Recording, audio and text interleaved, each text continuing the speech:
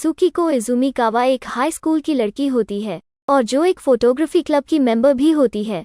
वो अपने रास्ते में आने वाली सभी चीजों की पिक्चर्स लेती रहती है। एक दिन वो एक कंस्ट्रक्शन बिल्डिंग की फोटो ले रही होती है। उसकी फ्रेंड योशी भी उसके साथ होती है और सुकीको को ऐसे पिक्चर्स लेता हुए देख वो सोचती है कि सुकीको किसी अच्छी खूबसूरत जगह जैसे कि कोई बीच या सनसेट्स के फोटोज क्यों नहीं लेती। वहाँ पे सुकीको की एल्डर स्टेप सिस्टर टमी भी होती है जो उनके साथ सेम हाई स्कूल में जा रही है। वो वहाँ पे टोशियो नाम के एक लड़के के साथ खड़ी होती है और टोशियो को अपनी सिस्टर के साथ देखकर वो जेलस होती है क्योंकि उसे टोशियो पर क्रश होता है। वो टमी को फोटोज लेने के लिए नज़दीक बुलाती है और बाद में वो टमी के कैंडिड फोटोज लेती है। पर अचानक टमी उसे बताती है कि उसे पता है कि सुकीको क्या फील कर रही है। वो उसे कहती है कि उसकी ये जेलसी उसे बाद में भारी पड़ने वाली है। सुकीको सरप्राइज हो जाती है और उसे कहती है कि उसका ये कहने से क्या मतलब है। और तभी एक स्टील का रॉड बिल्डिंग से नीचे गिरता है और टोमी की गर्दन को चीर देता है। सभी इस डरावने सीन को देखकर शॉक हो जाते हैं। सुकीको का कैमरा भी नीचे गिर जाता है और टोमी की फोटोज लेने लगता है और तभी टमी की आंखें लाल हो जाती है और वो सुकीको की तरफ देखती है। 1 साल होने के बाद भी सुकीको टमी के डेथ को नहीं भुला पाती और उसे उस दिन के बुरे सपने दिखाई देते। टमी की बर्थडे के दिन वो और उसके पेरेंट्स टमी की याद में उसका बर्थडे सेलिब्रेट करते हैं और तभी अचानक सुकीको को दरवाजे पर नॉक करने की आवाज़ सुनाई देती है। वो उस दरवाजे को खोलने जाती है तो बाहर से वो इंसान उसे कहता है कि वो उसकी बहन टमी है।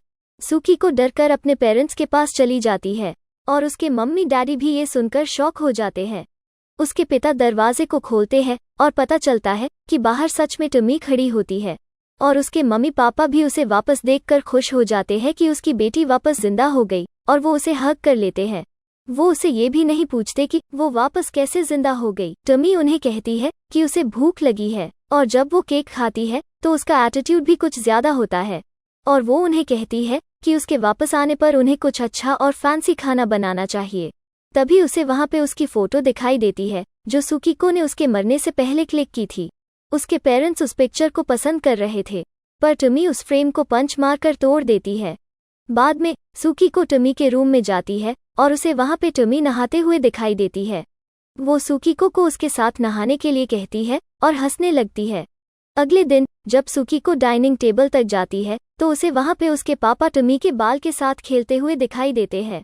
जब सुकीको उन्हें वहाँ से दूर होने के लिए कहती है तो उसके पापा उसे कहते हैं कि उन्होंने टमी को बहुत मिस किया। सुकीको इसे देखकर दंग रह जाती है और लगता है कि नई टमी ने उसके पिता के ऊपर कोई जादू टोना कर दिया है। उसकी माँ तब बाहर उसके फोटोज कलेक्शन को जला रही होती है। जब सुकीको उन्हें रोकती है तो उसकी मम्मी उसे कहती है कि टमी ने उन्हें ये सब करने के लिए कहा था। बाद में टोमी भी वहाँ पर पहुँच जाती है और दोनों एक फोटो के लिए झगड़ते हैं और इसी दौरान टमी एक दीवार से टकराती है। उसके डैडी उसके ऊपर इतना गुस्सा हो जाते हैं कि वो सुकीको को ब्रूटली टेलीफोन वायर से मारने लगते हैं और जब तक टोमी उन्हें रुकने के लिए नहीं कहती तब तक वो सुकीको को मारते रहते हैं। और बाद में सुकीको अपनी इंजरी के दर्द को दूर करने के लिए नहाने जाती है पर टमी वहाँ पर उसके साथ बाथटब में पहुँच जाती है। सुकीको उसे कहती है कि उसे उसकी डेथ के लिए हमेशा गिल्टी फील हो रहा है और तभी लाइट्स फ्लिक करना शुरू कर देती है। सुकीको लाइट्स की तरफ देखती है पर टमी सुकीको को देखे जाती है। वो उसके करीब आती है और उसे किस कर लेती है और थोड़ी सेकंड्स के बाद सुकीको उसे रोकती है और अपने आप को उससे दूर करती है। टमी उसे कहती है कि उसे पता था कि सुकीको को उसके बॉयफ्रेंड पर क्रश था और वो उनकी रिलेशनशिप से जेलस हो रही थी। वो बाद में उसे अपना वो स्कार दिखाती है जिसमें वो उस एक्सीडेंट की वजह से मर गई थी। तभी उस स्कार से एक टंग बाहर निकलती है और कोई अजीब सा स्किन का ग्रोथ होता है जो बोल सकता है। सुकीको उसे देखकर डर जाती है और टमी से भागकर अपने पेरेंट्स के पास चली जाती है और वो उन्हें कहती है कि उसकी बहन एक मॉन्स्टर है पर उनके पेरेंट्स उस पर यकीन नहीं करते बल्कि वो उसे मतलबी होने के लिए उससे माफ़ी मांगने का कहते हैं। टमी फिर उन्हें रोकती है और कहती है कि वो उस घर में अब नहीं रहना चाहती और अपनी बैग के साथ वहाँ से निकलने के लिए रवाना होती है। उसके पिता उसे रोकने के लिए उससे भीख मांगते हैं और अपने पेरेंट्स को ऐसे देखकर वो उन पर हंसती है कि अब भी वो मानते हैं कि वो उसकी बेटी है। जब टमी अपने पेरेंट्स के साथ रहने के लिए फिर भी नहीं मानती तो उसके पिता उसे पीछे से नाइफ से अटैक करके मार देते हैं। वो रिग्रेट भी करते हैं पर अपनी बेटी को वापस लाने के लिए वो कुछ नहीं कर सकते। बाद में वो उसकी बॉडी को बाथरूम तक ले आते हैं और उसे डिस्पोज करने के लिए उसके करके कर देते हैं। जब कोई भी वहां पर नहीं देख रहा होता तो टोमी तब सुकीको के सामने देखती है। अगले दिन पूरी फैमिली हॉल के रास्ते में उठते हैं। वो सभी कल जो हुआ उससे पूरी तरह से थक गए थे। जब उसकी माँ सुकीको के लिए लंच पैक कर रही होती है तो एक्सीडेंटली उनसे टमी के फ्लैश का एक टुकड़ा उस लंच बॉक्स में पैक हो जाता है।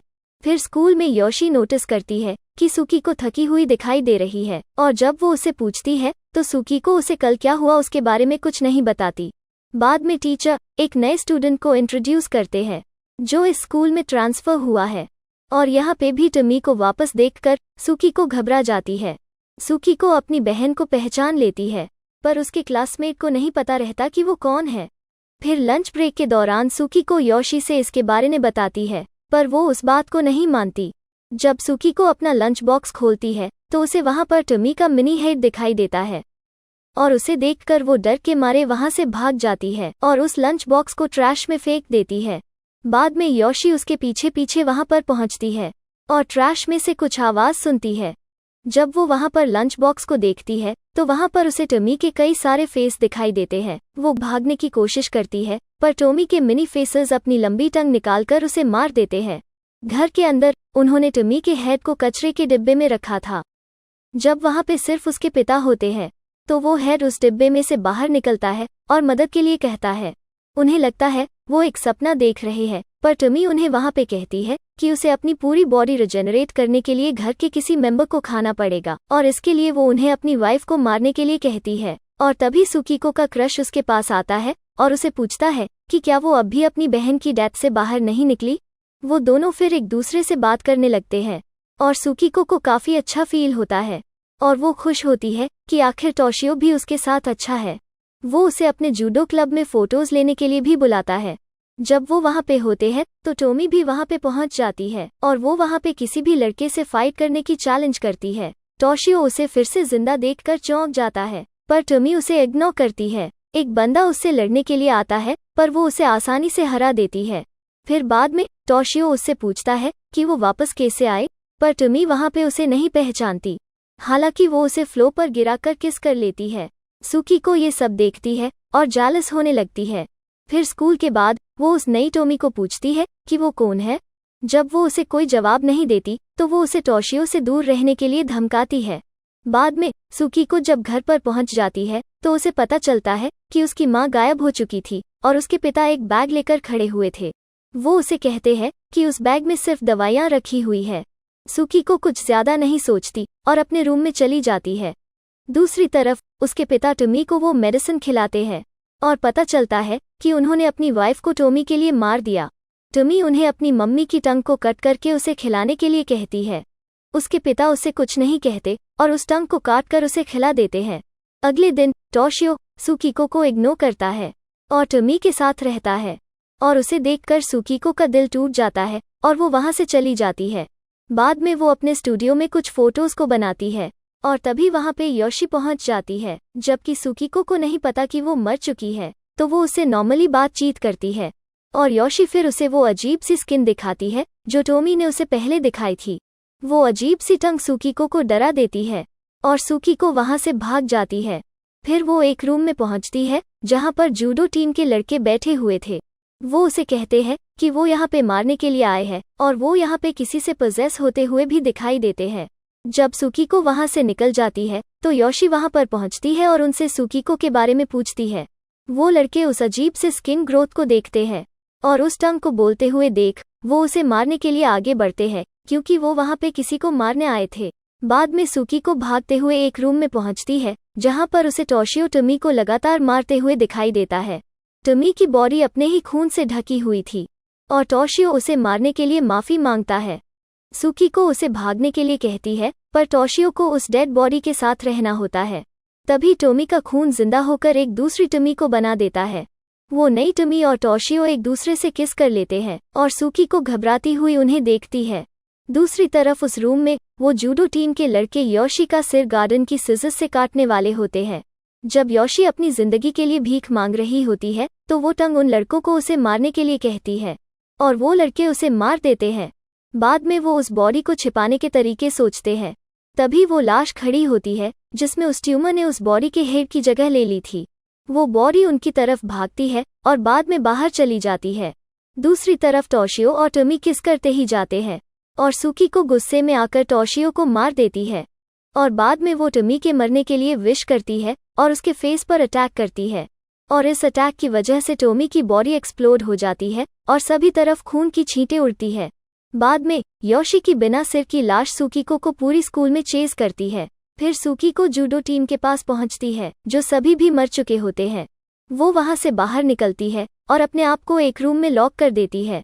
जब उसे लगता है कि वो अब सेफ है तो एक डस्टबिन वहां पर हिलना शुरू हो जाता है और इस डिब्बे में से पिछली वाली टोमी का सिर निकलता है और वो अपने हेयरी लेग्स के साथ सुकीको की तरफ आगे बढ़ती है और उसके बालों के साथ भी उसका एक छोटा सिर जुड़ा होता है। सुकीको डर के मारे चिल्लाती है और वहां से भागती है पर दूसरी टोमी उसके रास्ते में पहुंच जाती है। योशी भी उस रूम में पहुंच जाती है। वो सभी भूत सुकीको को घेर लेते हैं और वो डर के मारे रोने लगती है और उनमें से एक भूत उसे किस करने के लिए करीब आता है। तभी अचानक सुकीको अपने बिस्तर में उठती है और उसे पता चलता है कि वो सिर्फ सपना देख रही थी और जब वो अपने पेरेंट्स के साथ ब्रेकफास्ट के लिए बैठती है तो उसे पता चलता है कि वो ही सिर्फ उनकी बेटी है और इस सपने को सच मानने के लिए वो अपने आप पर हंसती है और तभी उसके पिता प्लेट में से बाल खाना शुरू कर देते हैं। वो अपनी माँ के पास जाती है पर उसकी माँ का सिर भी उल्टा हो गया होता है। दोनों फिर सुकीको को मारने के लिए आगे बढ़ते हैं। जब वो उनसे भागने की कोशिश करती है तो उसके लिविंग रूम में उसे टोमी का एक बड़ा सिर दिखाई देता है। फिर वो सिर अपने में से कई सारे बड़े कीड़े को उसके चेहरे के साथ उस घर में रिलीज करती है। वो कीड़े उसे पूरे घर में चेस करते हैं और उसके पेरेंट्स को भी मार देते हैं। जब सुकीको सीढ़ियों से ऊपर जाने की कोशिश करती है तो तब टोशियो उसे वहां पर नीचे गिराने की कोशिश कर रहा होता है पर सुकीको उसे स्टेयर्स से गिरा देती है। बाद में योशी भी वहां पर उसे गिराने के लिए आती है पर उसे भी सुकीको नीचे गिरा देती है और योशी उन कीड़ों का खाना बन जाती है। सुकीको अपने आप को एक रूम में लॉक करने की कोशिश करती है पर वो रुक जाती है जब जायंट टोमी उसके डोर के सामने आती है पर तभी सुकीको उसके पिक्चर्स क्लिक करती है जिससे कि वो चली जाती है। बाद में वो नीचे जाती है और उस बड़ी टोमी से कहती है कि वो ही एक है जो उसे समझती है। दोनों बहनें फिर एक दोनों को एक्सेप्ट कर लेती है और वो जायंट कीड़ा फिर सुकीको को मार देता है।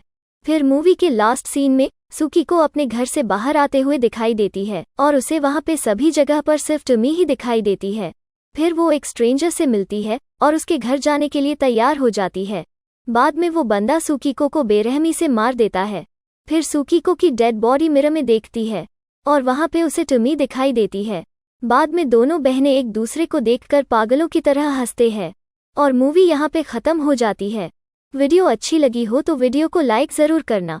इस चैनल पे अगर आप नए हो और या आप ऐसे ही फिल्म्स एक्सप्लेनेशन के वीडियोस देखना पसंद करते हैं तो हमारी इस चैनल को सब्सक्राइब ज़रूर करना। Have a good day and thanks for watching.